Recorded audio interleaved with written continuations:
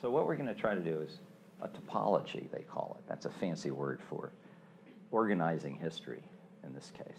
You know, what are the periods and what were they dedicated to? So what are the distinct periods? That's sort of my textbook mission or requirement. What are the objectives of these different nuclear phases? That's just another way of answering, well, what were the periods about? And here's the fun part. Well, does arms control have a future? And if it does, you know, what in the world would it be?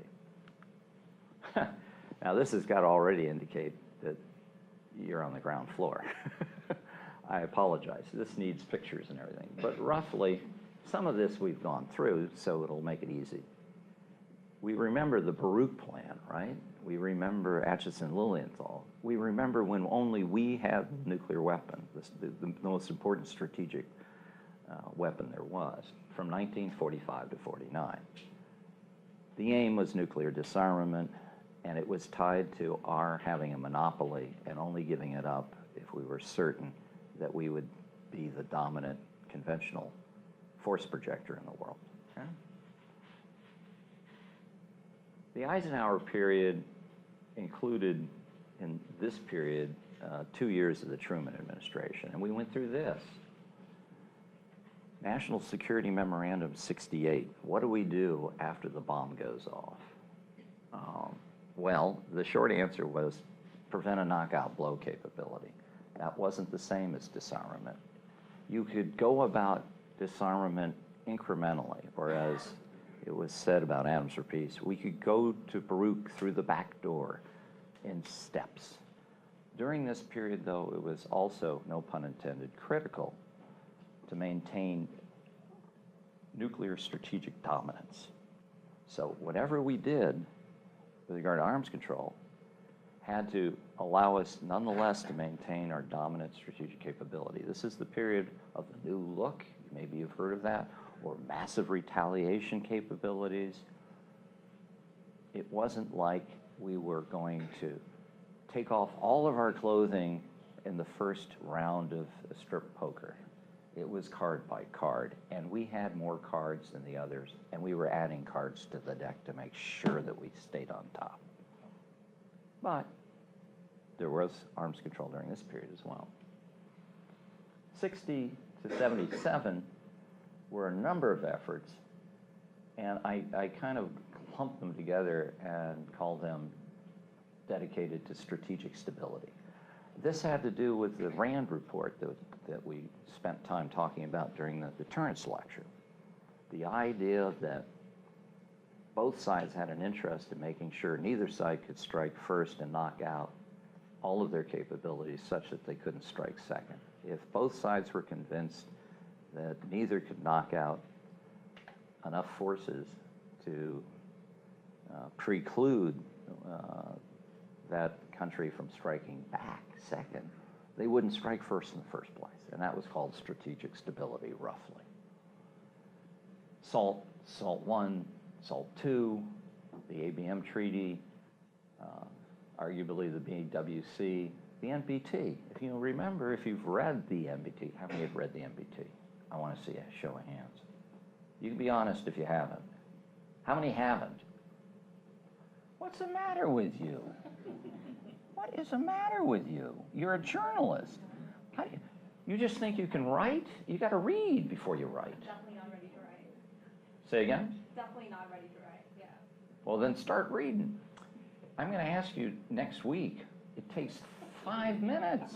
Deal. Break that habit. It's called elevator briefing disease. Don't do it. Read. Particularly if you're a journalist. Particularly if you're a journalist. Anyway, when you read that, in there, there's all this discussion about all the arms control objectives from that National Planning Association study that I talked about. Remember when I talked about Frank Aiken and the NPT and how he read a study and used it to come up with the Irish resolutions? Well, that study had a whole bunch of arms control objectives in it. The NPT and its preambular, that's the beginning, introductory sections, lists almost all of those objectives from that report. This period checks off almost all of those in some fashion or another, in some negotiation or treaty effort. Okay. Then we have something I think is really important now. Efforts to compete, to cap, channel, or close out, I would say strategic competitions. I think the word nuclear may be misapplied here, but certainly nuclear, but I would say strategic competitions. Ones that if they kept going, we might not do all that well at. START, INF, conventional forces in Europe, cooperative threat reduction got started then. CWC, that's the Chemical Weapons Convention, and the Strategic Reduction Talks. Now, I think arguably the cooperative threat reduction stuff could also be in the next category. The wall fell,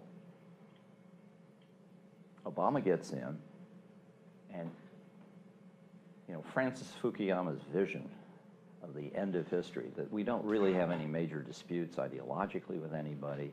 Democracy and the Velvet Revolutions are going to take over not only in Eastern Europe, as they had in the 90s, but in the Middle East and perhaps other places. So really, we should just work together on the things that we have in common. It's called convergence. And we have to worry about terrorism, guys with ski masks blowing up Peoria, or, well, that mostly. We would do New START with the objective of getting down to really low numbers.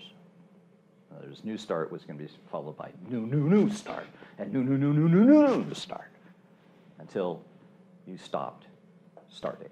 You didn't have anything left, all right? Or at least, I don't know, 500 weapons or something. Security summits were dedicated to eliminating the danger of nuclear terrorism, blah, blah, blah. Now we're in, competition is back. How many people are here from the Defense Department or are linked to analyzing the Defense Department? Show of hands. All right, so every sentence starts with, our comparative advantage is. We need to compete in this arena.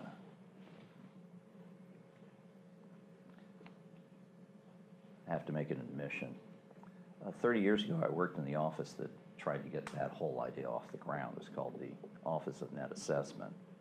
And one of the big ideas we did was set up an office for competitive strategies to help explain why we'd spent so much money in the Reagan years, yeah? And also to get people to think about the future more, instead of retroactively explaining why we bought all that stuff, thinking about what we ought to do in the future. It took 30 years. But now, you're supposed to say it in every sentence.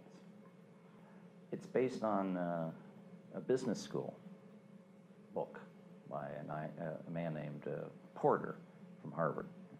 Essentially, if you're competing in the business arena, you get your competitors to do things they're inclined to do that are self-destructive, and then they either go out of business or you buy them out. This is roughly the peaceful way you can compete. All right. Future, we'll talk about that.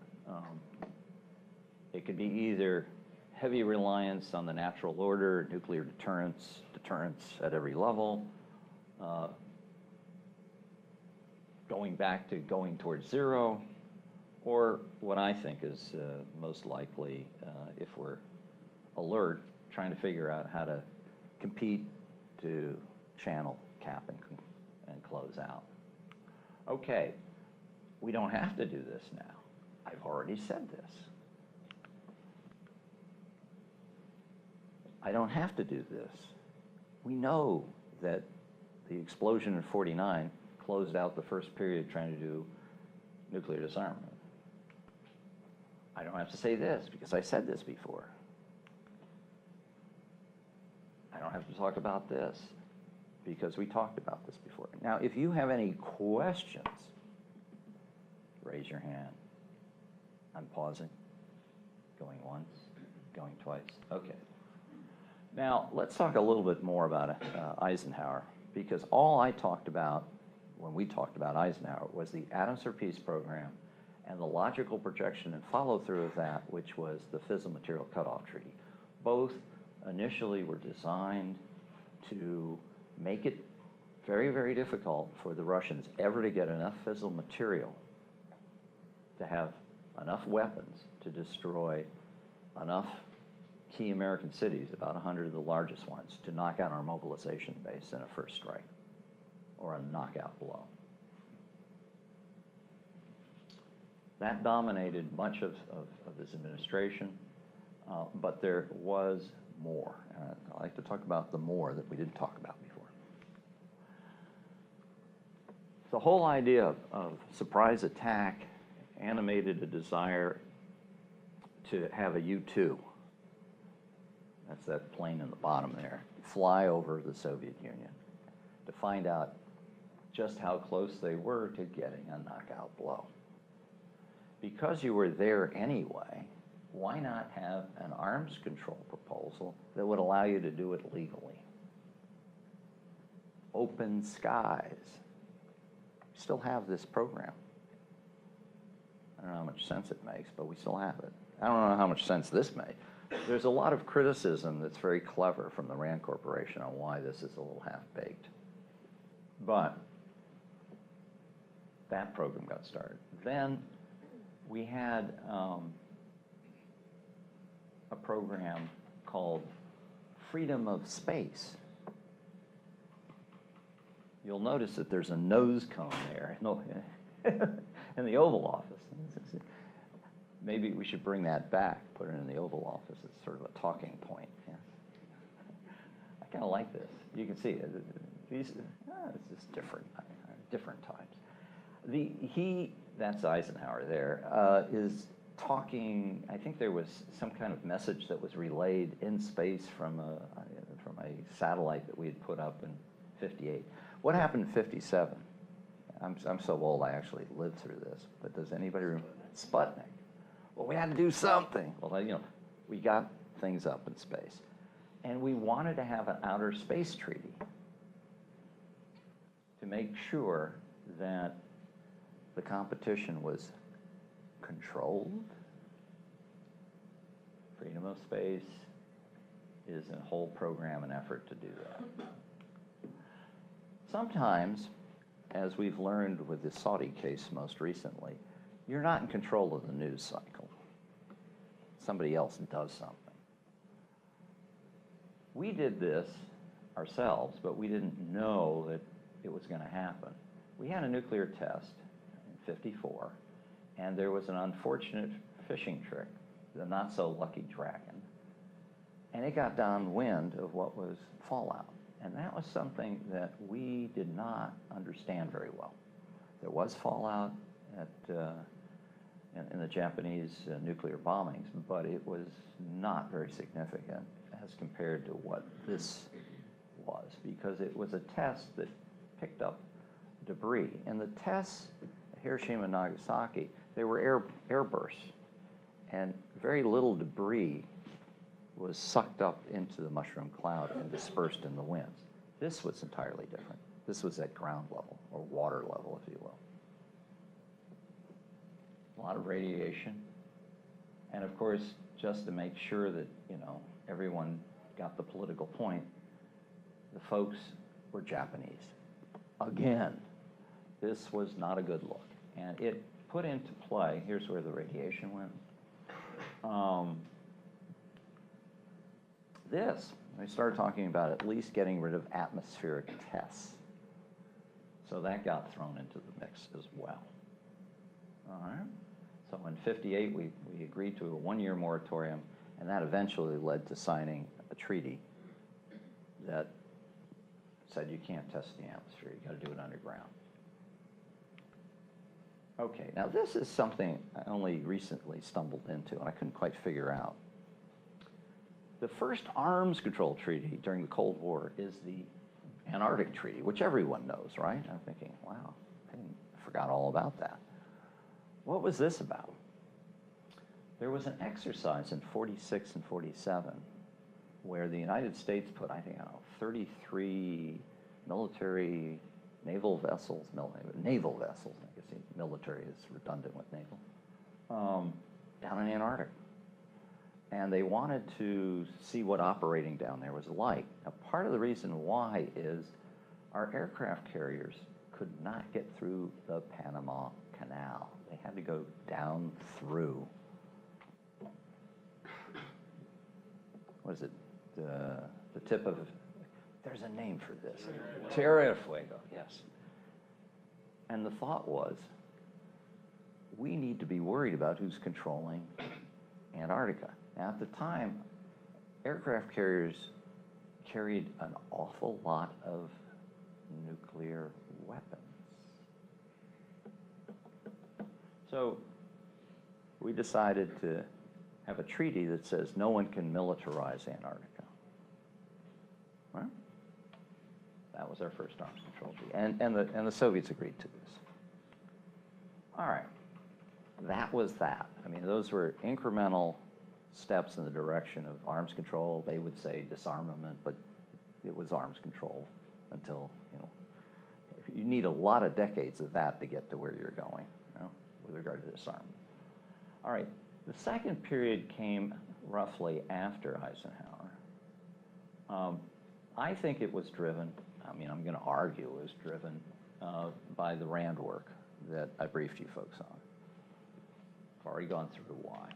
This was sort of a kind of, this came a year, some months before the release of the public release of this report. Well, see, this is April '54. It was classified, but the unclassified briefing of this came in the Foreign Affairs piece, the Delicate Balance. Wasn't the Delicate Balance? I want to say it was published 1959? Does anybody have the reading list handy? I'm looking at my able staff, which keeps me on the narrow. Take a look at my, let's see what the date is in the syllabus. You can take a look at your phone. Anyway, point is, before this became publicly all the rage, this thing was done, the Gaither Report. And the Gaither Report was a reaction, again, to Sputnik. And the argument was, oh my God, we're now vulnerable. They could put a warhead instead of a monkey into space, or a satellite in this case. So they asked for a report from a bunch of learned people. What do we need to do to improve civil defense, which is to protect cities, and to enhance our deterrent? And what they came back with was kind of, I'll have to say, a little garbled. It's government work. Not everything gets hit out of the park. First tries, that kind of thing. And what they said is, well, yeah, we need to do more civil defense. They also said, well, it would be helpful to and then they went to the services, and the services, what was the Navy into at that point? Oh, we want a submarine program with ballistic missiles. So they said, yeah, one of those. Good for making it less vulnerable. But then they said, we have to get all of our medium-range missiles as far forward as we can and out there. Well, oops, well, okay, they didn't get the brief from RAND. So that recommendation sort of went in a kind of weird way. So it's kind of mixed. But there is this discussion or expression of concern about vulnerability, at least of the cities, and some kind of understanding about the vulnerability of strategic systems, because there's this reference to the submarines. So it's the beginning of sort of government cognition or consciousness in a way that, of course, when the Animals for Peace program was launched, there was absolutely no understanding of this in comparison, or relatively none, at least in the government. So those are the intellectual stirrings. The anvil for smashing this intellectual thought into everybody's head was the Cuban Missile Crisis. It's like, oh, I get it. We could get knocked out. There could be a war. This isn't good. How do we avoid this? Now, it's interesting. The Test Ban Treaty that I talked about, the Limited Test Ban Treaty, which had been part of the Eisenhower legacy, finally got signed, and pretty quickly, because Eisenhower was pretty much seized after the Cuban Missile Crisis about doing stuff in this area. But there was more. The SALT treaties in 72 and 79 were not great, in my view, attempts, but they were attempts to do something about limiting strategic systems that were, quote unquote, destabilizing. You know, the problem is they did such a ham-fisted job of it, according to the critics, that you can read the criticism and be convinced that these things might have made things worse. How shall I put it? The hell of good intentions. You know? But the problem the critics raise with these things, which I think is valid, is they did not limit the warheads, and initially they didn't even think about how many warheads or how much throw weight there was. And they talked about what they thought they could get to yes on, which is the number of strategic delivery vehicles or systems. So they talked about limiting the number of missiles or missile tells or silos, but they didn't really get on top of, as well as they could have, what was on the tip of these missiles. On the other hand, in defense of it, you say, well, you got to start somewhere. You know, this is going to take more than a couple of weeks. Anyway, so that got going. And then there was the ABM Treaty, which also, because I'm kind of a critic of making a priority of killing innocent citizens, I don't know why, I just built that way. Proper upbringing, I guess. I agree. Okay. Well, you know, this one is highly stylized. It was, you can have ABM, but just to protect one or two major cities. Okay, which seemed kind of odd. I mean, and then, you know, the thought that we were going to protect Washington, I mean, I don't know. If you've ever traveled around the country, that doesn't sound right to me. There's a lot more out there that's kind of interesting. Anyway, I'm spending less and less time here per year, so I'm willing to take my chances on this one. But they agreed not to go into this. Now, partly this was driven, some people argue, by the incompetence of the systems that we had, that they were nuclear, and that if you set off nuclear ABM systems, you would blind the rest of your systems. I've read research, though, recently that suggests that's a kind of urban legend, that actually the systems sort of work. The problem was they were expensive. We went with a different approach for dealing with the Soviet Union. We made them spend on air defense. I think did I go through any of that yet? That during the Cold War, I did, during the Deterrence lecture. Don't look at me that way. I can actually remember half of what I've said. There was a competitive strategy then of first flying and forcing them to defend against our bombers. Then when they did that, we flew high. We tried to come up with the B-70, which of course we never deployed. And we forced them to figure out how to spend on air defenses that would go very high. Then we went down low, and with B-52s flying close to the ground. Then we had standoff missiles. Then we had stealthy standoff missiles. And it was so much cheaper to drive them nuts, spending their brains out trying to defend against these things, than it was getting into this, that we just went that way.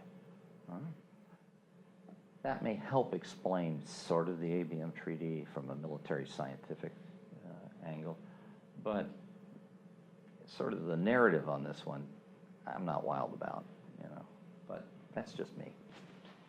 People argue. Yeah. Okay. So, I mean, the other things that kind of fit into this period, let's see, what else we had? We had the BWC, the Biological Weapons Convention. The argument was, well, you don't know what biological weapons might do, and why do we need them? We've got nuclear and chemical weapons anyway. Nixon signed it. I think that's those. Outer Space Treaty is kind of interesting. This gets started, but that again was signed very early on. I'm trying to remember the date on that. I want to say the Outer Space Treaty. Can someone look that up on their phone? All right. Let's get to the next period. We're actually we're on schedule, I think. My staff is saying thumbs up. 67? All right, well, so that's Johnson. That fits in the period. All right. Okay, now we get to what I think is more interesting for us personally. 67 is the Outer Space Treaty, but in 77, there was some unfinished business from the Ford administration. I'll leave that alone for a moment. The Russians were developing direct descent. That means things that can be fired from the surface of the Earth, anti-satellite missiles.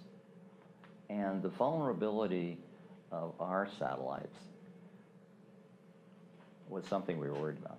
Actually, it was co-orbital systems that they were developing, things that could orbit and catch up and explode. Or both. Anyway, we could imagine both. We had to decide, are we going to develop an anti-satellite weapon system? And people said, well, yeah, they do, we do. And then someone said, yeah, is that going to deter anything? And people went, I couldn't figure that one out. It wasn't clear what the answer was. Then someone said, well, maybe we should negotiate certain limits. People said, I don't know. We want to do both. Carter had to figure out what to do. There was a kind of ridiculous Manichaean proposition, arms control or do the military buildup.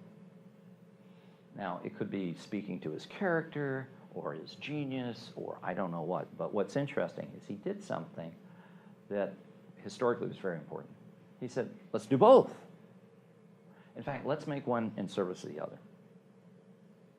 It was the first serious exercise of what's called a dual track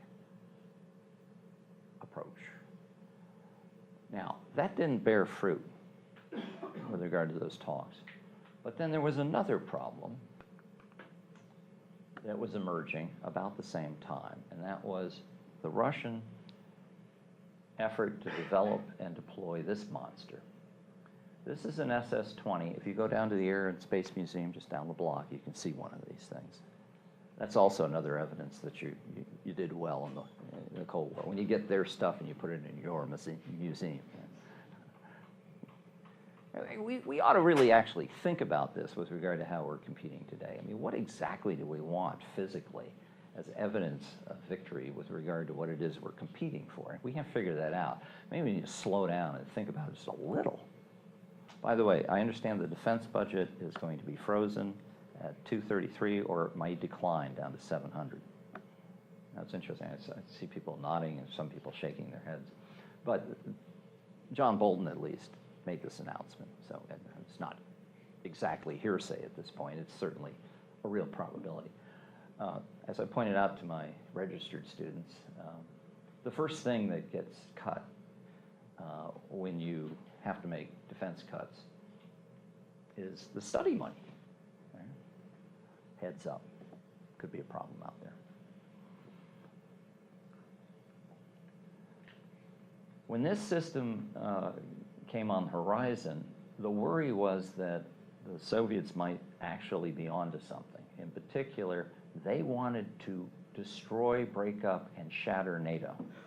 And their argument was, if we have a system that only can target Europe, we can decouple our intimidation and possible war plans against NATO, Europe, from Canada and the US. And we can get NATO not to respond. Translation, we can do with Europe what we want. It'll become our Finland, the whole Western Europe. Well, the idea was, okay, well, we'll show them. We'll deploy ground-launched cruise missiles And this Pershing II, which was a really clever missile, the front end of that missile, which, by the way, the Chinese stole, North Koreans and South Koreans emulated, the Iranians now have. Who else has it? Well, Indians. Anyway, we perfected a terminally guided missile that meant that the accuracy was, for the time, pinpoint. You didn't need a very big warhead. And what did we threaten with this? Oh, Soviet command centers that were buried. Now, if you're a good communist, you probably know in your bones the public's not entirely wildly enthusiastic about your rule. And you get very worried about control. If somebody threatens your command centers or your control centers, you get really nervous. Because you're not just thinking about military, you're thinking about political failure. So that was our sort of rejoinder. Now, there was just a little problem, though. If you lived where these missiles were going to be deployed, your real estate values might go down. I mean, they didn't say it that way. I don't want these things rolling around my backyard. Well, what if we were to say that we will negotiate trying to eliminate these missiles or limit them while we deploy them? Well, all right. That's what we did. It was politically very, very clever, I think. I should perhaps tell you how this story ended. I worked on the Hill at the time. I worked for Senator Dan Quayle. He was on Armed Services. I wrote all of his material on this, and it was all critical. And why? Well, INF not only banned the nuclear versions of this and this, but the conventional ones. And I thought that was a mistake. There should be a cutout for the conventional, because I thought that was a comparative advantage we were giving away. If you read, my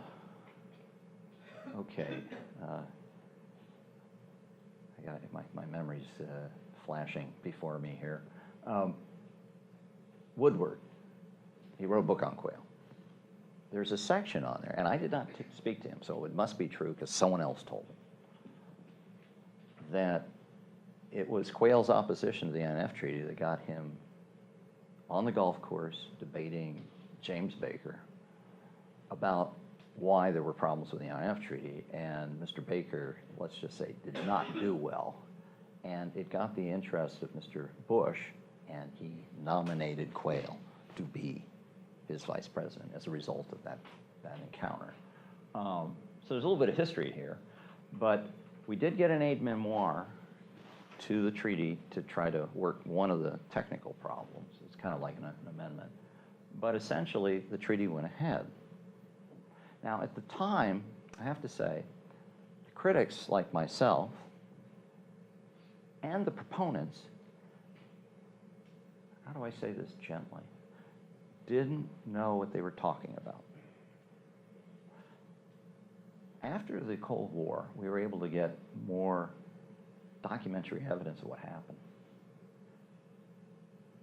The Russians gave up trying to deploy the SS-20. The general staff, which had sold the bill of goods that that missile would break up NATO, had egg on his face. Gorbachev said, we're gonna get rid of them. We're gonna go to getting rid of all these missiles. And at that point, the general staff, which also had Afghanistan on its hands, was backbenched in the Politburo. That was the beginning and the end, folks. I mean, this is not the only reason the Cold War ended, but this was part of the reason. Now, there are people who will tell you this isn't the case. I'm not sure they're wrong. But this story is so good, it's got to be right. And even if it isn't, I got to make it sound like it is. Because you know what? This is the only successful, clear-cut, successful case of competing to channel, close out, or cap. I'd like to think this story is correct, Certainly if it is, it makes the strongest case for this. There are other arguments. Okay? Okay.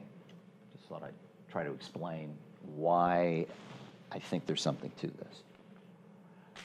In any case, this idea of competing to channel or close out is captured in '83, several years before we even followed through on the INF. Remember, Carter put this into place, the negotiations, but the negotiations were ongoing during the Reagan years. But the very first memo on how to conduct the Cold War talked about conducting arms control with an eye to serving the purposes of getting competitive advantage, trying to close out competitions that were wasteful or getting in the way. 87. 89. This is interesting. Now, there is no causal connection, but after INF, this is what happened to the U.S. stockpile. And roughly, if you take a look at the Soviet stockpile, wait a minute, it says both, but you know what? I don't know. No, that's just the U.S. So this is, note to staff, it's hard getting a good boss. He's an idiot. Take the word Russia out. Okay. But if you track the Russian stockpiles, same thing. They went down. Now, I think that had a lot more to do with military science, that accuracy means you don't need so many, you can go use conventional, but also had a little bit to do with this. What the hell do you need these things for? The war is over. At least that one. Anyway, I just think it's kind of neat that it's at the top and then whoop. So if you want to make the case for this, you roll that out. You can buffalo people into paying attention. Conventional Forces Europe was another effort in this regard, much more complicated, and that was to reduce the competition in armor and planes and the rest, and to get things further away from front so that the possibility of miscalculation and war would go down. START did try to address the heavy launchers. It's not without its critics, but it did better than SALT, I guess, would be the argument. This, of course, is criticized by many people because it's not very specific, but it more or less said, hey, we're not competitors, so why do we need so many? And Bush unilaterally and Russia also got rid of a lot, and then, well, we can agree that roughly it will come down, and that's all. This is a very short treaty. All right. Well, after that, when you have the election, you have this speech that sort of shoots out of Cambridge's head. You know, this is in Boston. We'll do all of the remaining arms control agenda and get it done. Why? Well, we can do it now. There's really no reason to compete. Their unspoken Bible, Mr. Fukuyama's End of History. Convergence. What we'll do is we will make all of Europe NATO. And there were actually serious attempts to try to convince Russia to become a member of NATO. They kind of sort of had some historical memory and weren't ready for that. But, you know, this was the period of unbounded optimism. Yeah? By the way, most of that occurred, in fairness, during the Clinton years. You know, the NATO expansion. I remember going to Prague for my first time on some junket, some boondoggle.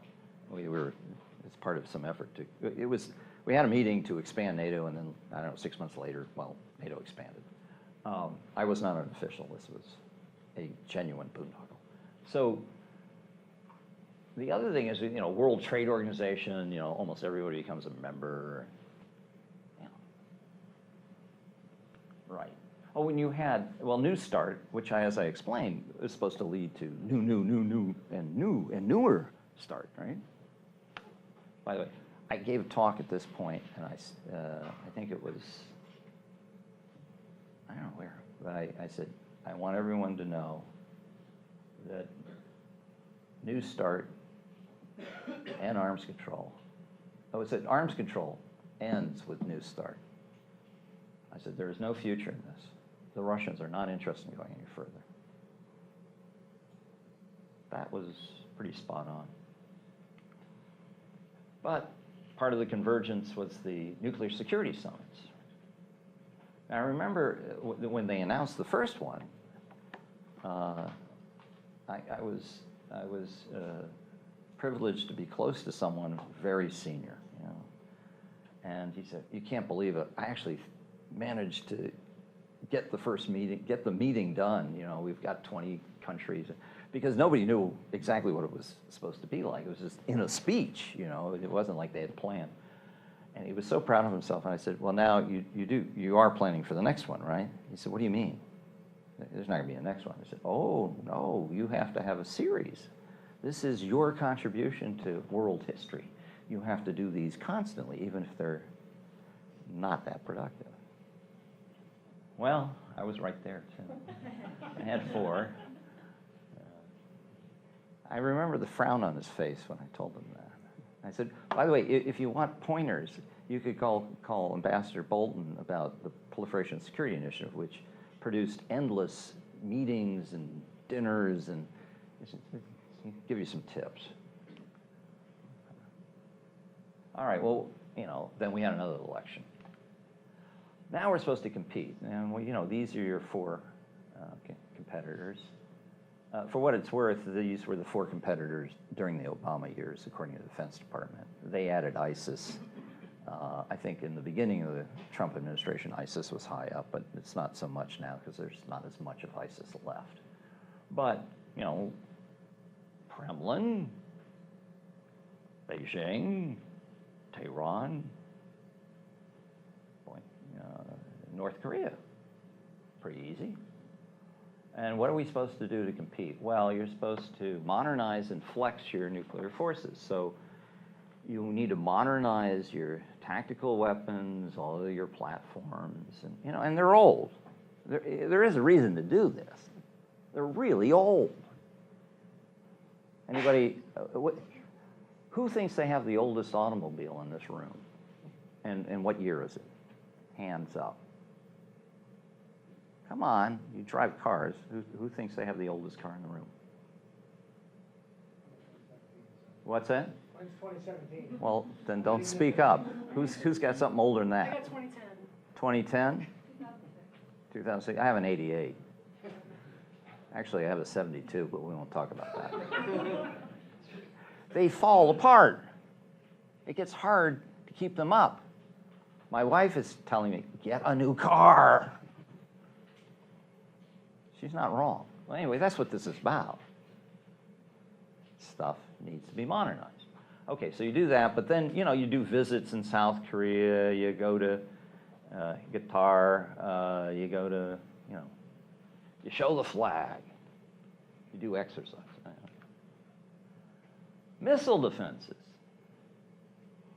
Well, you know, here's one for Europe. We've got Aegis ashore in Poland, yeah? Aegis ashore in Romania, Aegis ashore in Japan. I don't know if we have Aegis ashore in South Korea. That's a question someone should answer. But anyway, THAAD deployments in Korea, lots of planning, get-togethers. This is my favorite. It's not sure what that means, but the operative thing here is 15 billion. Now, that's all you need to know. You know, it's 15 billion. We got to do it. The intellectual unspoken Bible here is Mr. Huntington's Clash of Civilizations. For what it's worth, Mr. Fukuyama and Mr. Huntington knew one another. I always like to say, you need to read both books, but if you simply think one book is right, you're out of your mind. You want to think about both. As soon as you think you have a clear preference, read them both again until you lose that preference. Okay. Well, where are we headed? God damn it, I'm on time. It's 5:01. Wait, do you have my parking? I haven't gotten the email about it yet, but I should check it. Yeah. I don't want to lose that car. There are not many of them left. Yeah. Yeah. Sorry. Okay, so I gave this talk first at one of the national weapons labs out in California. And I remember giving this, I think it was in like January. And I said, well, I thought what we would talk about is arms control. And everyone went, you know, get a grip. I said, well, you know, I think we need to talk about arms control with Russia. And I said, well, that's particularly crazy. You know, they're under sanctions. The president is sort of under a cloud doing anything, you know, with the Russians right now for all sorts of reasons. It's not going to happen. I said, no. You know, my read is they're going to meet. I think they met. When was it? It was, well, they literally met then, but they talked about meeting about 3 months after I gave the talk, which was very good because it made it easier to give the talk again, you see. You know, well, since they're going to get together, what are they going to talk about? This is roughly Trump's agenda for the first meeting. Nuclear proliferation is the biggest problem in the world. If we can do something, ideally get rid of them, maybe that's a dream, but certainly it's a subject I want to bring up with Putin. So there was a meeting, and we did have an agenda. That was a little vague, Mr. Putin had an agenda for the first meeting, a little edgier, a little specific. Now, what's interesting is each one of the things he had on his agenda wasn't exactly what Trump would ever have on his agenda, even though Trump's agenda wasn't all that specific. Well, what was on Putin's agenda? Oh, well, we want to extend New START. Now, let me think here. Why did Trump run for the presidency? Does anybody immediately know what the historical cause was? Well, he was in the audience at I think it was a press dinner, correspondence dinner, yeah. And the president, who had been taking it from Trump about birthism, made fun of Trump in front of Trump. And, you know, say what you will about the president, but this is not a man who has a short memory if he's in any way been shown up or insulted. I don't recommend that in general, but in his case in specific. He decided the next day to file for the presidency. That was it. I'll show him. Who was the father of New START? Obama. Okay, well, let's start with that as the first thing. Can we extend that? Now, what do you think? Do you think this is the first conversation they had on the phone? Putin raised this. What is it that everyone did? They told the president to put the phone down, and they told him, no, we're not going to extend New START. And that's what he told Putin. So that's the first item. The second item is we need to resolve INF treaty issues. That's code for you need to get rid of your missile defense efforts in Eastern Europe because they violate the treaty, according to Mr. Putin. So is that kind of maybe Trump's agenda item? No. Non-placement of weapons in space. Well, wait a minute. The president has come out with a space force and a space policy where he talks about how the weapons are already there. Well, so that might not. Oh, my favorite. Let's uphold the Iran deal. You see a problem? Yeah. Just trying to. But it's very specific. So it might be nice the next time they meet if we had a specific agenda. Eventually, maybe. Now, another solution to this is Putin dies. I understand that's what happens to people. They die. Maybe we need to start thinking about dying so we can get going intellectually about doing these things. he may not be in power for forever. It could be 20 years, it could be 2 years. We don't know. Presumably the rest of the Trump presidency. Well, the presidency generally, unless the form of government changes here, will probably run out, you know, even with a re-election. There's a date there. Now, maybe he gets a successor, but that won't be exactly him. The point is, things change just because we're mortal. So you need to think about this maybe. I don't know how urgent this is, but I would say, well, Mr. Mattis wants the email. Who's going to send the email? What are they going to say? Right. Well, we need to sort of have something there. So what are the criteria for what a Trumpian arms control might entail?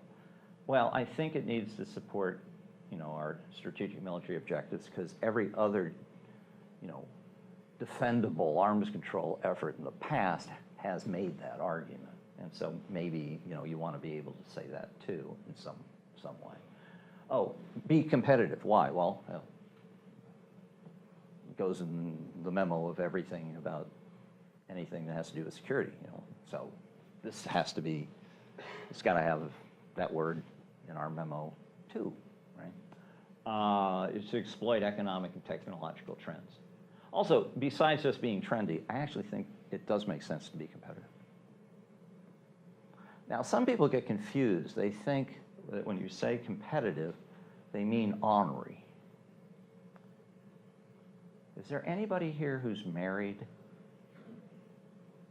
Show of hands. Okay. Anybody gone on a date? Just one? Wow. Scary. Guys, working too much. If you do this, things come up. Where are we going to go out to dinner?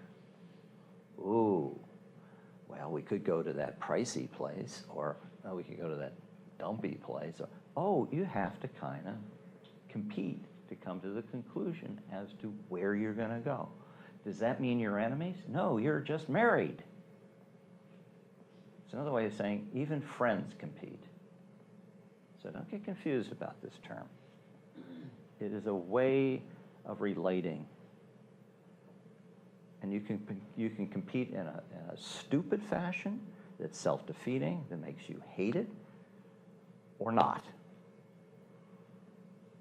So, competitive.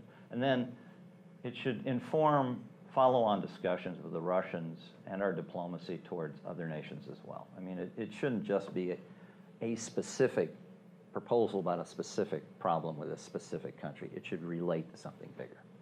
All right. Remember the, did I go over the shelling criteria in the deterrence lectures? That should be kind of no or a yes. No. No. Okay, cool. Thomas Schelling was an economist at Harvard. He died. The most famous thing he came up with is kind of interesting. And that is that arms control that's useful and military development and science that's sound share three objectives. They both should reduce the probability of war, they both should reduce the destructiveness of it if it occurs, and they should reduce the amount of money spent during peacetime. I have not been able to find anything that makes more sense than this for integrating diplomacy with military preparedness. It's pretty good. I heard a story that suggests that Mr. Schelling might not have been a nice man, though. I went out and gave a lecture in California, and when I mentioned the Schelling criteria, my sponsor pulled me aside and said, "You should know that Mr. Schelling was on my dissertation committee at Harvard." I said, "Really?" He said, "Yeah." I said, "What? Well, were you close to him?" He said, "No." I said, "Well, you say that with a certain animus in your voice." He said, "Well, he had only one question. I had a history of and a way of thinking about the history of certain deterrence issues, and he said he had only one question. He said, could you reduce that into a mathematical formula for me right now?" Which not a very constructive form of supervision, let's just say. All right, anyway, why that is important is it's old. You know, see that it's 1961? We may not be used to doing this as much as we used to. And part of the reason why is because increasingly the world is divided between two groups. Yeah, we got to do better. I don't know how we can. These little guys. If you look at the computer screen, that'll show up. Well, they can't. The screen doesn't show. No, I understand. This is what's known as an explanation that works as long as they're looking at this, but not where it matters. This table will be able to see what those guys are about. There are a bunch of, you can't see that, you see? Do something. I don't know what we can do. But I would urge you to do something, because I bet you this won't be the only place this failed. They're wearing helmets, they have noses, they have a handgun, they're pointed at each other's back. Trust me, that's what's going on with that, all right?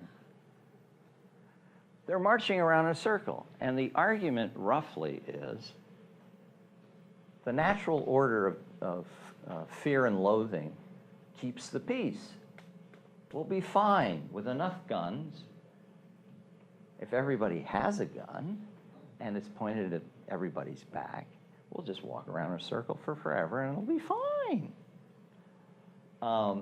Now, you could even do some variations on this. You get a larger gun.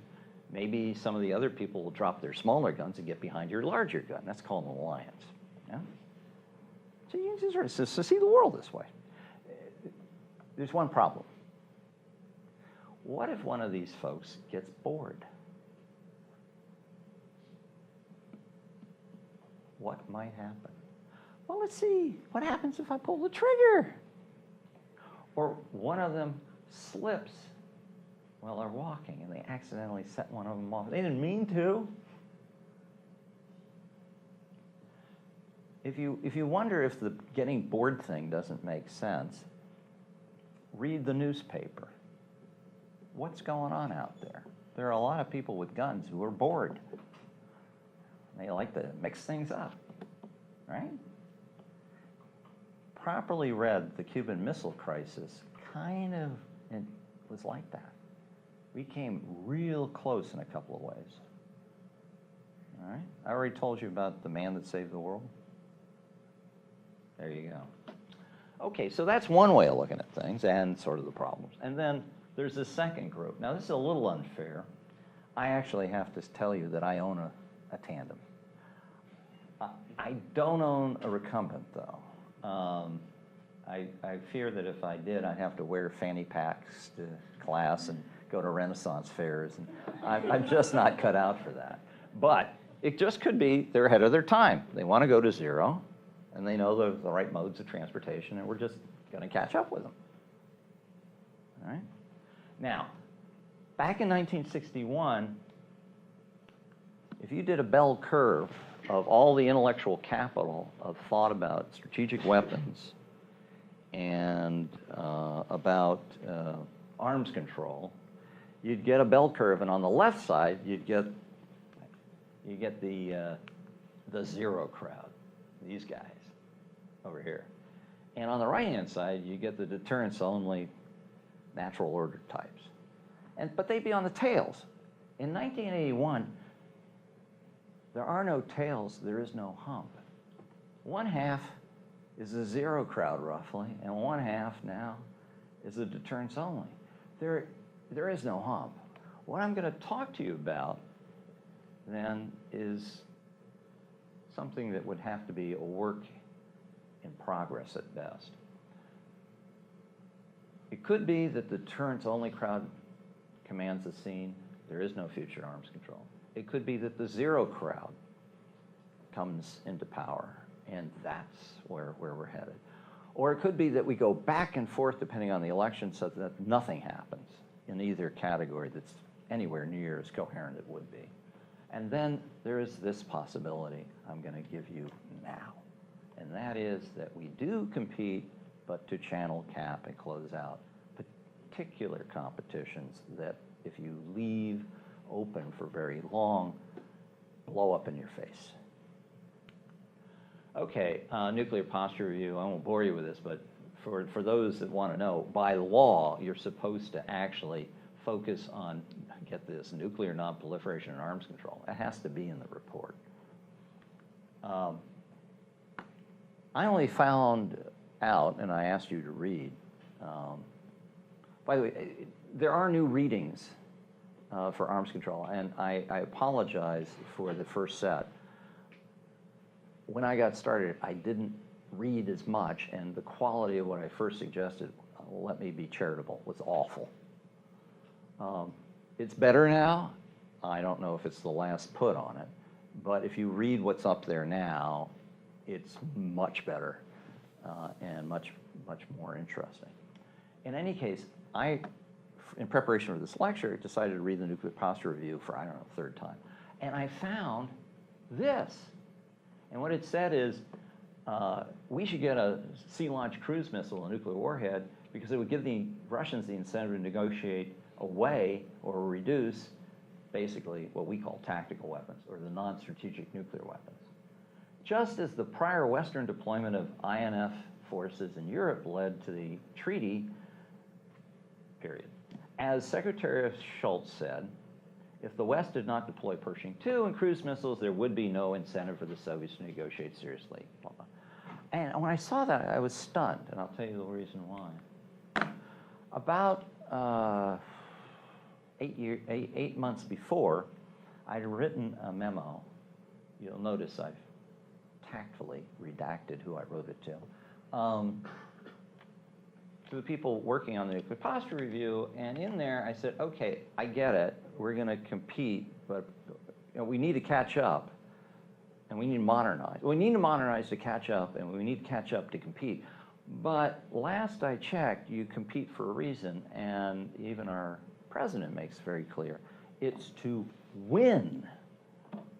Could you please give me some idea of what victory looks like? I mean, is it a chunk of the wall? Is it, Xi reading Winnie the Pooh stories to the public? I mean, what is it?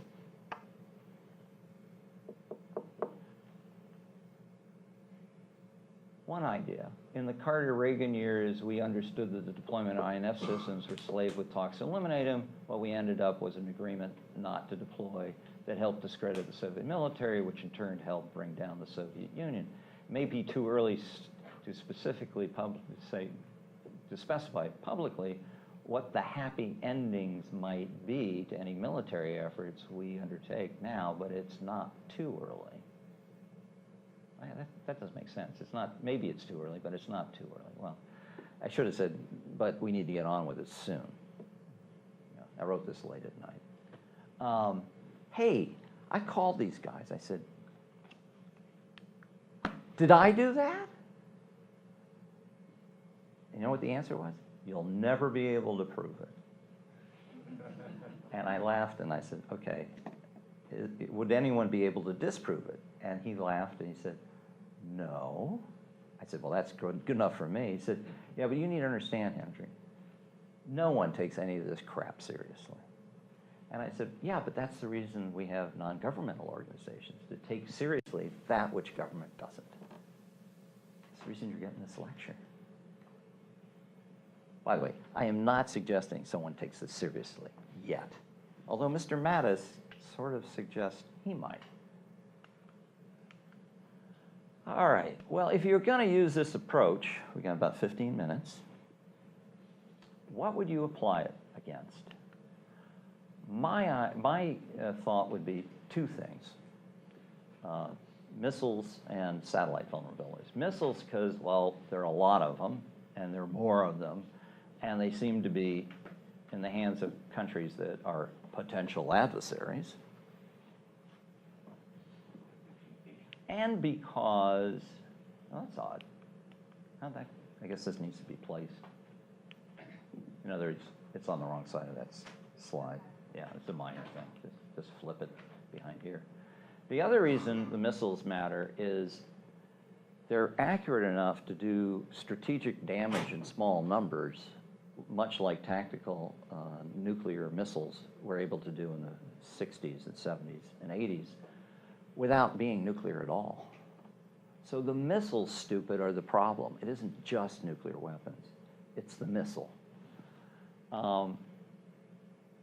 We've been out of touch and have not been in the game of controlling missiles since Reagan. Since Reagan. That's a long time ago. 30 some odd plus years. Now, one response, I'm now going to describe the military responses. You could use missile offenses. Now, we have a lot of money going into what's called terminal and mid-course intercept, and that's everything from THAAD to the units up in Alaska. But what we don't have is being able to hit things when they're in boost phase. We'll give you some idea what a boost phase looks like. I would offer one comment on your last slide. Well, hang on, let me get done with it. That's boost phase. You can see it's moving slowly, it's full of fuel, and it puts off a big heat signature. All of that makes it easier to deal with in some respects for missile defenses, if you could be in the neighborhood to see it, so to speak. Okay, now we get back to your comment. Just that when you said that conventional missiles are nearly as lethal as nuclear weapons, that's only true for point targets. Well, except now aircraft carriers, and they move. But I take your point. But airfields used to require 2 Scuds with tactical nuclear weapons. Now, if you have 2 accurate munition dispensing missiles for certain kinds of airfields that aren't super thick, you can break the runway down. So the numbers are starting to be similar, even though one's nuclear, non-nuclear. So, okay. Boost phase is something folks are enamored of, have been for a while. Some people argue you can do this with an existing set of UAVs with existing ARAM missiles. There are counter critiques that say, well, it takes too long when you're up that high to get the thing turned around to look. You need a lot on station, blah, blah, blah, lots of problems. Other people say, no, those criticisms aren't valid. I've been going back and forth with people who make these things. I hear one thing, then you hear the critics that say the other. And sometimes the critics are hawks, so it isn't just ideological that's going on. But if you had it based in space, this could be like 20 years from now, a lot of the criticisms associated with this would go away. You might do both. I mean, you know, since when has the U.S. military or the United States been unwilling to put a partially capable system into the field? We've done it before. It was called Patriot. I know. I helped work with Senator Quayle to get it funded. You know, we knew it wouldn't work very well, but we knew it would work a little bit. Turned out it was critical to keeping the Israelis out of the first Gulf War. We didn't have it at all. That war would have gone very differently. So, you know, you could do both, assuming you had lots of money. All right, another response is, well, they have missiles, we can get missiles too. We have nuclear missiles, we have new ICBM standoff range missiles. The Army is now looking at INF projectiles, missiles. They can go 1,000 miles. Some of them are rocket-assisted projectiles coming out of rail guns, and all sorts of ideas, yeah? Hypersonics, you can have them boosted or glide. Glide is just something that goes on top of a long-range missile, and when it separates, it glides and moves around. It's hard to target because it isn't any longer on a ballistic trajectory. And most of our missile defense systems depend on a predictable ballistic trajectory to track. Yeah? So you can do that, and that's another response. But, and this is where things get fun, current missile defenses can be overwhelmed by numbers. So you might want to limit the missiles, even if you want to do missile defenses, and maybe especially if you want to do missile defenses, so that they'll work better. Effective boost phase intercepts let me explain how this works. To get close enough to see that plume, you have to be in the neighborhood. If you have your missile going off in the center of Russia, there's no way we're going to have a drone flying around over Russian territory. But if you've got something flying out of the coast or near the coast of North Korea or Iran, that's entirely different. You can patrol an international airspace looking for that plume when it goes off and being close enough to have the closing speeds to knock it out of the nest, if you will, as it's rising from the launch site. That then means you are nonetheless blowing something up over someone's sovereign airspace. Now, imagine if someone did that to us. What would we do? Would we say, oh, well? Or would we go to war? Problem. Third point. It's not like we're the only ones developing hypersonics. Okay. The first thing I would do that's soft, other than the hard military procurement things, is get a narrative for the procurement things. The Strategic Defensive Initiative, does anybody know what that stands for? What that was about?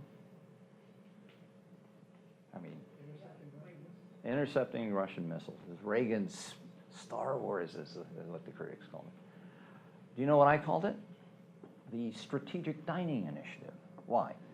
Initially, we didn't put any more money into anything other than temporary duty orders to go talk about it. But we had a narrative for taking things out of certain program areas in the Pentagon and putting them under one roof with a story.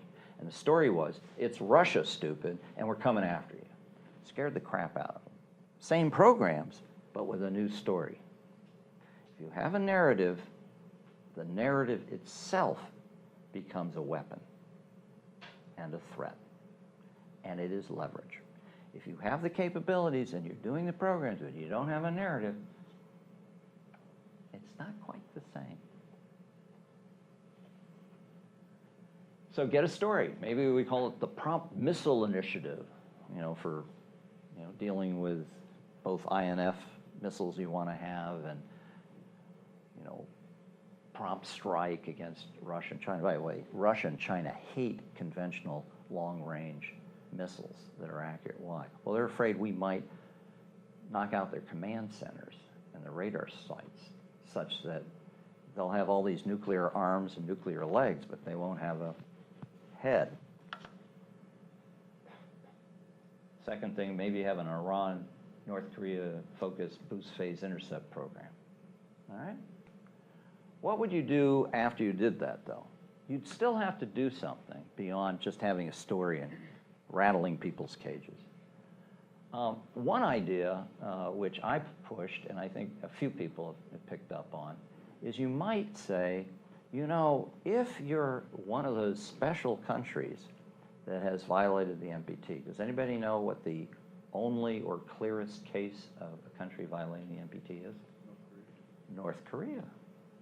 You go to the head of the class. Okay, so hang on. You could say, if you violate the NPT, you no longer enjoy the right to launch nuclear-capable missiles as defined by the Missile Technology Control Regime. It has a range payload threshold that defines how much energy that plume will have coming off the launch pad. And if you have that much energy, well, we may take a shot at it. Unless, of course, you come back into compliance with the NPT. Of course, this would require asserting this policy. It would require maybe even pushing it, I don't know, at least with your allies. I've talked with certain Japanese officials. They like this idea. Why? Well, they actually like the NPT. They actually think it's a serious document. Go figure. I mean, it takes different types of people. So for them, this shows that we're serious about enforcing the NPT and takes care of a couple of problems. So you get your allies and then maybe go to the UN. I don't know. Just a thought. So that's one idea. Another idea is you could pair INF missile programs with missile limit talks. One idea that Jim Thomas came out with is maybe we allow them the missiles that violate the INF, the cruise missiles, but you say you got to deploy them only in Siberia. Chinese will hate that.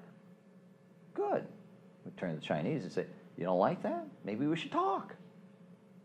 Also, you might want to limit future missiles like this to being conventional. Now, there are all kinds of very squirrely verification problems associated with that idea. Full employment. I mean, you're not going to do perfectly on that one, but still worth playing with. Oh, you could even go further and have some real global missile limits. I think this is, we go from slightly woolly-headed to heavily woolly-headed. I think it's important to let yourself go a little here, So you have kind of like a future narrative. This leads to something. If you can do this, then we do that. This one's easy. Maybe you agree that you don't want to spread hypersonics to other countries like Russia is doing, let's say, with India. How many other countries do you want to have these? Now, let me talk briefly about the second threat. I have 5 minutes. That's great, but. You going to give me 5? 4.5. Oh, geez. You guys are really rough. We've worried about direct ascent ASAT weapons. These are missiles, essentially, that go directly to whatever satellite we hope won't get hit and blowing it up. Something's happened since that threat developed, basically during the Cold War, and that is there is a commercial model. There are satellites like GPS and other communication satellites that are commercial, and then there are military satellites as well. These things are like $1 billion a pop. I mean, they're hundreds of millions at least. They go up, they run out of fuel, their sensors get dated, and then they go dead. One economic model would be to go up, repair, refuel, and reposition them. If you did, you could keep these things up for decades. It might be economical to do, and we are developing these satellites. The Russians, the Chinese, the European Union. This is in contrast to the other model, which is you just put up a lot of stuff that maybe isn't terribly effective by themselves, but when they network together, they get resolutions and capabilities that individually aren't the case. But if you can go up and put fuel in, you could take fuel out. If you can put a component in, you could take a component out. You could bend an antenna, you could paint a sensor. You could not only put it in position, but put it out of position. The problem of the emerging dual-use satellites that I'm describing that can do this replenishment, refueling, and repair is they can also be really effective military satellites because they can disable you without producing space debris. I call this, people keep talking about this as a space Pearl Harbor problem. I keep coming up with, don't use that phrase. And the reason why is the image of Pearl Harbor is the Arizona and that enormous explosion, right? This is silent, and if you're smart, nothing explodes. The problem now will be if you have enough of those replenishment or military capable damaging satellites near these things, at any given moment, you could be put out of commission. You need to come up with a new definition of an act of war that says if you have a certain number of satellites of that character, or of any character, near you, for a certain period of time, you have the right to push them out of your zone. And you have to define what that zone is, and everyone has those rights. We don't talk about this. The way we defend ourselves when we have a problem like this is, oh, it's classified. People on the Hill are smarter than that, and they're complaining. They need to keep complaining. You could define the zones and assert what you think the zone should be, what you think the duration should be, what you think the number is, convince your allies of it, and then work. Now, one of the other things you should be doing at the same time, and we are, is making your communication, command and control, and everything else more resilient by having models that don't depend on those kinds of satellites, by being able to replenish, making things stealthy, making things maneuver, blah, blah, blah. This costs money. This takes time. In the interim, you better be talking about what an active war in space is. Now, I'll close with this. We've done this before, folks. It's called walking and chewing gum. We can do it because we've done it. Maybe we need to get back to doing it again.